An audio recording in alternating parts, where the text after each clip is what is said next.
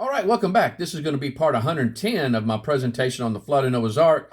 And in this one here, guys, we're going to conclude with the topic of the canopy theory. And just to remind you, most of my information that I've gotten about the canopy theory came from Carl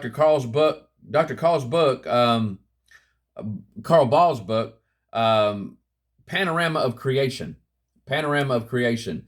And also these two videos here, Creation and Symphony, the model, and Creation and Symphony, the evidence. And so several hours of information there. And so guys, check it out. I will have links in the description below for you guys to go at. It's all these videos you can watch for free on YouTube. And so, it'd be great for a class if somebody wants to show these to their Sunday school class, and then they can have some discussion time during it and afterwards. And so that'd be a great topic to cover. And so just kind of an idea, it is a theory, but what they've been doing is they've been looking at some of the evidence, giant plants, giant animals, fossils and stuff like that, and certain clues in the Bible that it makes us wonder, what was it like before the flood? It was different. It was different because the scriptures does say the world that then was perished. We know that. And so, we know that the world was definitely different. It was a different world back then. And so, the animals were not afraid of humans. We know about that. And so it wasn't until after they got off the ark is when God told them that the animals would fear them. And so the animals would just walk up to you. They weren't afraid of you. And then humans were living all the way up to darn near 1,000 years. 900 years plus they were living. And so you won't find that today. So things were much different, way different than it is now. And all we have today is pretty much a train wreck of what the world used to be. Even though there's a lot of beauty in the world today, guys, it ain't nothing compared to what it was before the flood. I can only imagine. And at that time, sin had entered the world. And so we don't even know what it was like even before sin. This is before God had cursed the world, nature, and everything. And so, who knows? Who knows? And so, but all we can do is throw out some ideas and theories on what we think it could have been like from what the scripture says. But for the most part, it is silent. It is silent on it. But let's go ahead and let's get started on the effects on plants. Let's talk about that. We're going to be talking about the effects on plants. And then I'm going to show you towards the end of this some examples of some giant fossils that have been found, and just things that has been researched. And so effects on plants. Research physicist Sherwood Idso has found that plants, when enriched with more CO2, grow bigger and better, much like the plants of the past geological epochs of biological prominence. Moreover, for a tripling of the amount of CO2 in the air, it nearly triples. And so they can see that, if there's that, when we were talking about the canopy and added more oxygen in the air, there would be more CO2 in the air. And so, and that would cause these plants to be enormous. And that's what they have seen in the fossil record. So they can tell that definitely something was bigger. And as we talked about before, in some of those amber bubbles, they've seen that there was more oxygen in the past. More oxygen in the past. Now, when you take, carbon dioxide, you break it up. You got carbon, carbo, which is charcoal, and then you got dioxide, which is, you break that up, which is twice, and oxide, which is a combined with oxygen. So you put that together, it's having two atoms of oxygen. Dioxide is having two atoms of oxygen. So this is what it looks like. You got the carbon there in the middle, and you got the two atoms, the two oxygen atoms there. And so you've got that dioxide having two atoms of oxygen. Now let's look at some notes here about CO2, aka carbon dioxide.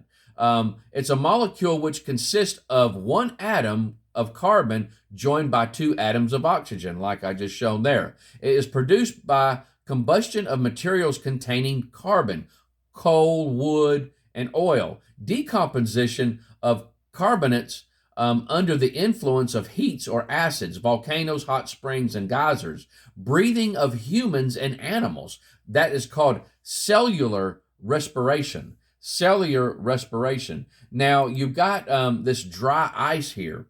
Now, dry ice is a solid form of carbon dioxide, widely used as a refrigerant and is almost twice as cold as that of ice made of water. It does not melt as a liquid, but it turns into a gas. And I have heard, guys, that it is very healthy for plants. If you was to set some of those around your plant and that is just released, that the plant just eats it up. And so I've never personally have done it before, though I find it would be quite interesting. Now, let's look at this gentleman right here, Dr. Kei Morori. Very interesting story here, where he did an experiment on a tomato plant. And used some of the key things that we have already talked about the canopy, what the canopy could have been like. And he actually used certain things. Whether he had knowledge of what the canopy could have been like is I don't know. I'm not sure if he even knew about it. I don't even know if he's a Christian or anything. But he did certain things, and he had quite the results from this. So, any rate, experiment on a tomato plant. He was from the Keio University Department of Administrative Engineering, chairman and CEO of La Forêt Engineering. He filtered out sunlight from this plant, the IR and UV radiation. He fiber optically, if you guys remember the fiber optics we talked about with what the canopy could have had, one of the aspects about it, he fiber optically collected and transmitted sunlight called the Himawari sunlighting. He enhanced carbon dioxide, CO2, and nutrient-rich liquids were added. So looking back at that, the highlighted areas is what we had talked about, that the canopy, some of the aspects about it would have had. Now, I also put in there, is it possible at that time that the Earth had a stronger magnetic field? It seems to be, guys, that back then there was a stronger magnetic field than we do have today, that the magnetic field is getting weaker and weaker, and that in the past it was much stronger. Now, he had an exhibit at the 1985 Japan Expo. Now, to get this, guys, this is what happened after he did the things we just talked about. The tomato tree, guys, grew 30 feet and produced more than 13,000 ripe tomatoes during the 6 months of the expo. That's right, 13,000 ripe tomatoes during the 6 months at the expo. And so now these are some pictures here that I was able to get. You see that person standing there, and look up at the top. This thing was enormous, guys. This thing was enormous. Now that was just doing those things that he said. I mean, that was stated there. And we talked about that, if the world had something like that. Now, going back to the results, it grew 30 feet, guys, and had more than 13,000 ripe tomatoes in just 6 months. In just 6 months. Is it possible? Is it possible that the world had this canopy, which gave more oxygen, which gave more CO2, which filtered out the bad UV rays, and and just gave the world a the potential of a longer life, better nutrition for the plants and the animals, which made them grow much larger and live longer, and including the humans also. And so, absolutely just amazing, amazing what this guy was able to do here. Now, let's look at some animals, giant animals. Here's a giant marine turtle, 16 feet wide from the outside of the flippers and 13 feet long, estimated to weigh as much as 2.4 tons. That's 4,900 pounds. A skull to another was found, estimating the total size to be about 14 feet long. That is one big turtle. Huge turtle. Here's another picture of it here. Absolutely just amazing. Huge, huge. These turtles are not only interesting in themselves, but also because they are a good example. Notice what they say here.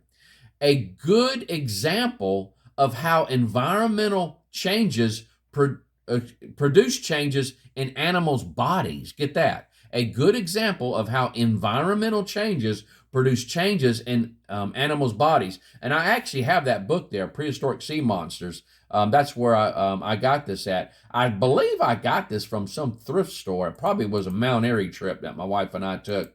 But here's one. Giant fossil dragonfly. Giant fossil dragonfly. Get this. The wingspans were up to 2.25 feet. Over 2 feet. Over 2 feet. That is enormous. The giant fossil dragonfly is classified in the order of that right there, if you guys want to pronounce it. They are sometimes called griffin flies. Griffin flies. Evolutionists have placed the present-day dragonflies in a different order. And so that's that right there. Odonata. It was thought that insects only breathe by passive diffusion, breathing passively through tubes, trachea, leading to holes outside of the body, spiracles, and limitations to growth size depended on extra oxygen. Though it has been shown that insects pump their air tubes much as humans expand and contract their lungs. Researchers did find that raising insects in high levels of oxygen does affect their size. Get that? In all, 10 out of 12 kinds of insects studied decreased in size in lower oxygen atmospheres. But there were varied responses when they were placed into enriched oxygen atmosphere. Dragonflies raised in higher levels grew faster and became larger adults, but not as big as the fossil size. Cockroaches grew slower and did not become larger adults. Roaches reared in high oxygen reacted by having smaller tracheal tubes. The largest cockroach today is a little over 3 inches, and the largest cockroach fossil found was a little over 3.5 inches. Researchers think it would be a good idea to look at the tubes in insects trapped in amber as a possible indicator of past oxygen levels than just the air trapped in amber alone. And so, but what they're saying here is that it would be a good idea they're thinking because of the more oxygen that's in the atmosphere, the smaller those tubes are going to be, which is kind of interesting when we talked about that Apatosaurus that had the tiny nostrils the size of a present-day horse does, that they were thinking that the oxygen in the atmosphere must have been much, much more richer than we have today. There's no way that animal could be able to breathe and get enough oxygen, having the oxygen that we have today. Going on here, a giant millipede. The full fossil of a millipede has not been uncovered, but scientists believe that it grew from 6 to 8 feet plus. 6 to 8 feet plus in length, 22 inches wide. Good grief, it's almost 2 feet wide. And weighed about 110 pounds. Good grief. Fossil remains have been found in Kentucky and New Mexico. Tracks have also been found and described as being similar to tire tracks. That's amazing. And you see that size comparison to a human there. And so amazing, guys. And you got a picture of that fossil down to the lower left-hand corner there. And so how'd you like to have one of those crawling around in your house? Giant sea scorpion. And so there you go there.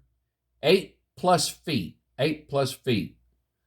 And a fossil giant tarantula. Fossil giant tarantula. And I have got, if you'll notice here, this is this ain't a fossil, but this is they called it a giant tarantula. I got this a number of years ago from a store. I think it was online. It was called Evolution, just the Evolution store. And I got one of these. I think it only cost me about $40 for the thing.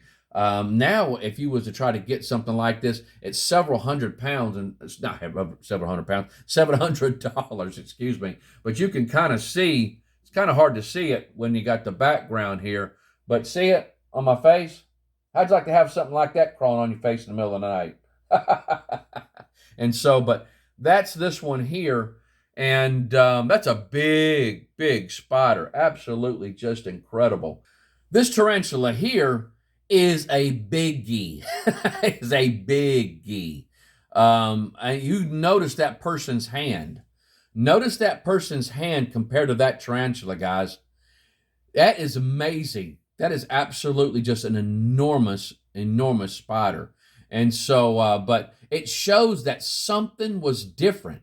Something was different in the past. Here's another one. This is from the Mountain Blanco Fossil Museum in Crosbyton, Texas. It is not open anymore. It is permanently closed down. This is from the late Joe Taylor Museum. And but this is a giant salamander. Giant salamander. And giant salamanders have been found whole. But check it out, guys. You got your man that's a 6 feet, and you got the giant salamander, which is 12 feet long. And they said, when I was talking to, I actually was emailing Joe Taylor about this and asking him some questions about it. And he was stating that there was bite marks. There was bite marks found towards the back of the skull. And so whether something might have been scavenging at the time of the flood, or just attacked it. And so, but he did say that there was bite marks that were found toward the back of the skull. And so, but here's some large bison. The bison was found twice as large as present-day bison. The horns, which had a span of 6 feet, were mistaken for a mastodon or mammoth tusk. And so, and that's something. And of course, you guys should remember the Titanoboa that I showed, 42 feet long, 3 feet thick, and weighed over a ton, 2,502 pounds. And so you can see the vertebrate there behind the other one, which is normal size. And so absolutely an enormous, enormous snake. And so this was at Grand Central Station back in March 2012. They were showing this thing. And so that's how big that snake was, guys. And if I remember correctly, they found a whole bunch of fossils of these snakes in one area. And so they all died at one time. Huge, absolutely just a massive, massive snake. Again, showing something was much different before the flood. And then, of course, dinosaurs. I show a lot of big dinosaurs in the Dinosaur Man presentation. But these animals grew enormous, guys. They were gigantic things. And this is Dreadnoughtus. And so take a look at that compared to the humans there. Absolutely just massive. And of course, the Apatosaurus, we've talked about that in recent videos, 82 feet long, 34 feet tall, about 30 to 42 tons or 30 to 42 horses.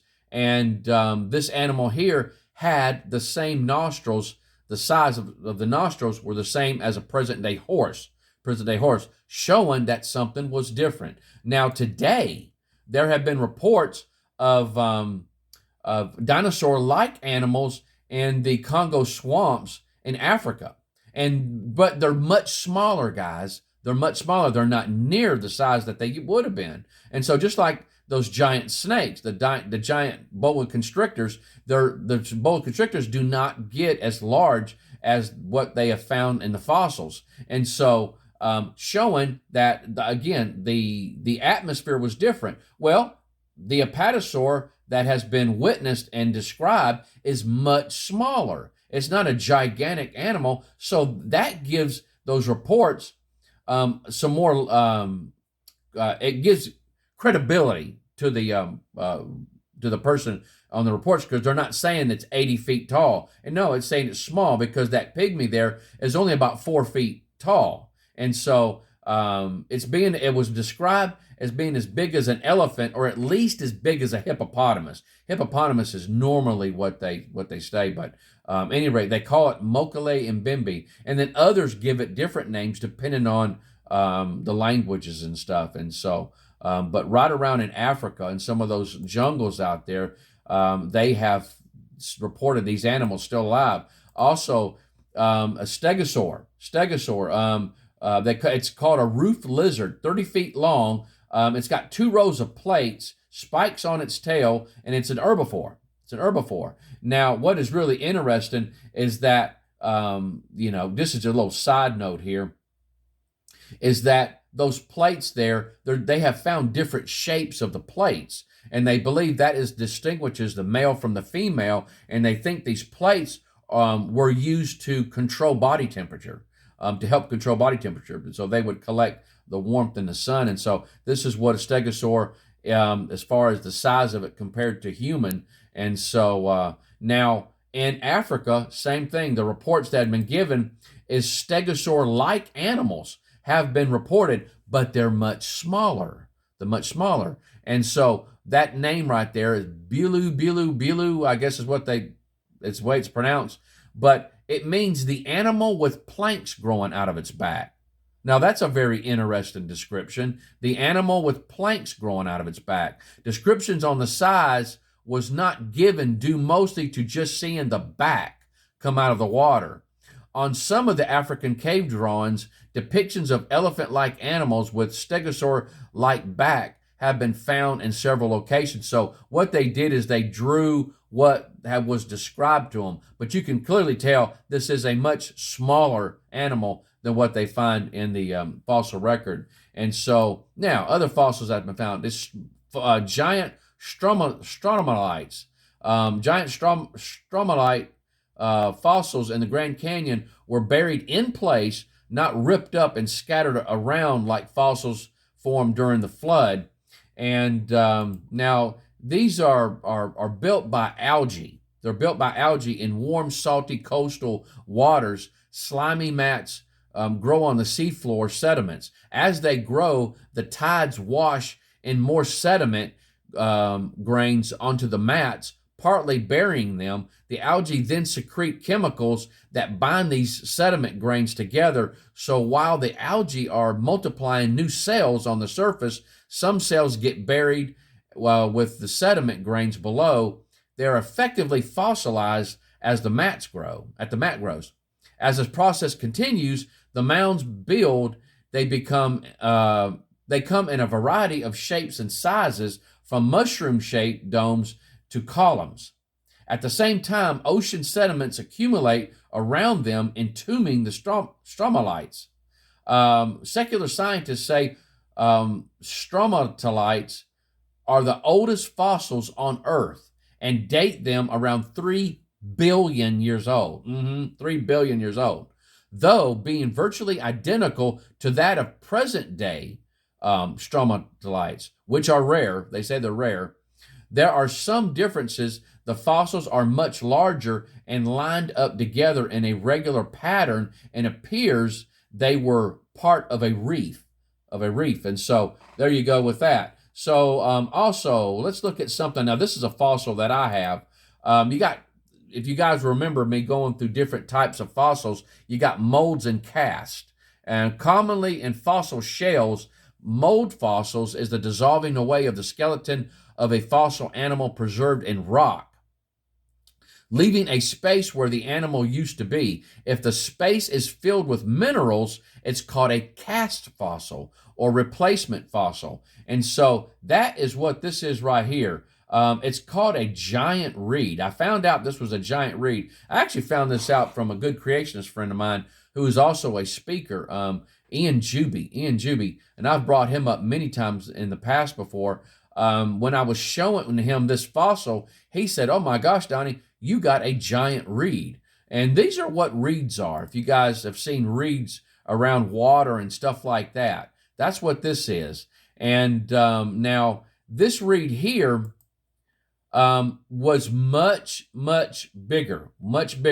Now what I got here, it's not actually the plant itself, though you will see on the outside of here, some of the outside of the plant started not fossilizing, but turning to coal. It started turning to coal, and it actually did turn to coal. And I actually got this from a company that was stripping away coal from a mountain, and this fell out.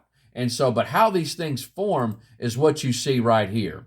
If you look at the red box over to the left-hand side, you got fossil pith cast. That infilled. It infilled this plant here, and with sediments. It broke off. The plant broke off, and then the inside of it was infilled with sediments during the flood, and then it hardened up. And that's what I have here. That's what I have. That's what you're seeing right here. You're seeing an inside cast of that plant, and then the outside of it turned to coal. And so very, very interested. I've got a couple of these. Basically what happened is when the plant fell, it broke into logs. So what they did is they gave me several of the logs. And so they knew what I was into and stuff. And they said, "Hey, we want to give you these things." And so they gave them to me. And this was out of Virginia, if I remember correctly. And so now let's talk about some other benefits of the of the canopy to kind of wind this thing up. It would keep out the molecular damaging UVB rays, shortwave radiation. It would enhance signals from starlight like a photomultiplier. Using this effect, astronomers have detected galaxies in the deepest regions of space. So it would be like just sitting at the house here, and the sky would be a big magnifying glass. Wouldn't that be something? Radio frequencies transferred through the canopy. Radio receivers are composed of a crystal, an antenna, and a magnetic field tuned to specific frequencies. All components can be found in a crystalline firmament. Radio frequencies beneficially interact with living systems. Coherent music specifically encourages the growth of plants. And so some of you might have heard that, if you play like real soft music around plants, it'll help them grow. And that's the thing that they believe that that creation itself, that there was possibly a sound to it, like music, and it could be transferred through the canopy, and you could literally hear the stars. Now, going on with that thought, modern research has determined that the entire universe is in vibratory song. Get this, guys, vibratory song. Technical researcher David Lyons has demonstrated that the physical parameters of the crystalline canopy held the essential components of a radio receiver. It is possible to envision the appropriate alignment of the canopy's components for a brief time each morning, since these components are capable of transferring radio signals from space. Such brief alignment could actually play the music of the stellar bodies. It's real interesting. Job 38:7, it says, "When the morning stars sang together and all the sons of God shouted for joy. And we talked about the sons of God being angels. So the morning stars sang together. That is the heavenly bodies out there. Very, very interesting.